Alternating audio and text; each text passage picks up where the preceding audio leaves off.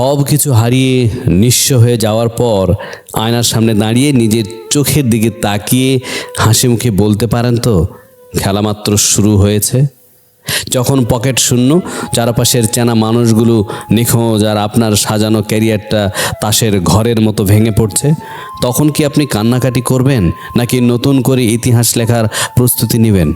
মনে রাখবেন, পতন মানেই শেষ নয়। পতন হলো আকাশ ছোঁয়ার আগে একটুখানি নিচু হওয়া।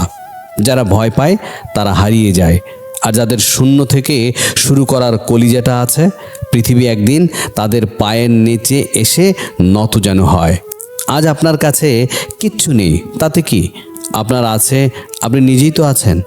আপনার কাছে আপনি নিজেই তো আছেন। শূন্য একটা অদ্ভুত সংখ্যা, এর নিজের কোনো মান নেই, কিন্তু এটি যখন কারো পাশে বসে তখন তার মান 10 গুণ বাড়িয়ে দেয়। আপনার জীবনের এই শূন্য সময়টাই হলো আপনার সবচেয়ে বড় শক্তি।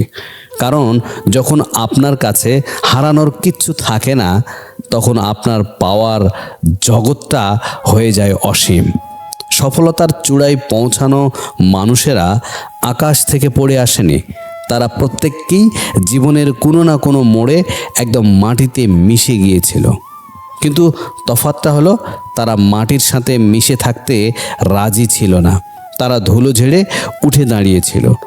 আপনার আজকের এই শূন্যতা হলো একটা সাদা কাগজ, যেখানে আপনি আপনার জীবনের শ্রেষ্ঠ গল্পটা নতুন করে লিখতে পারেন।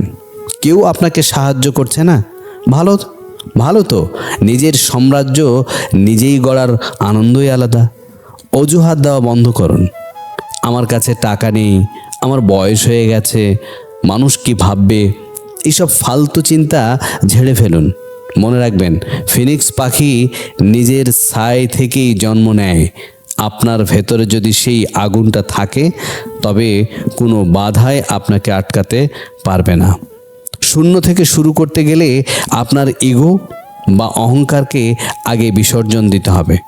ছোট কাজ করতে লজ্জা পাবেন না, নতুন কিছু শিখতে ভয় পাবেন না।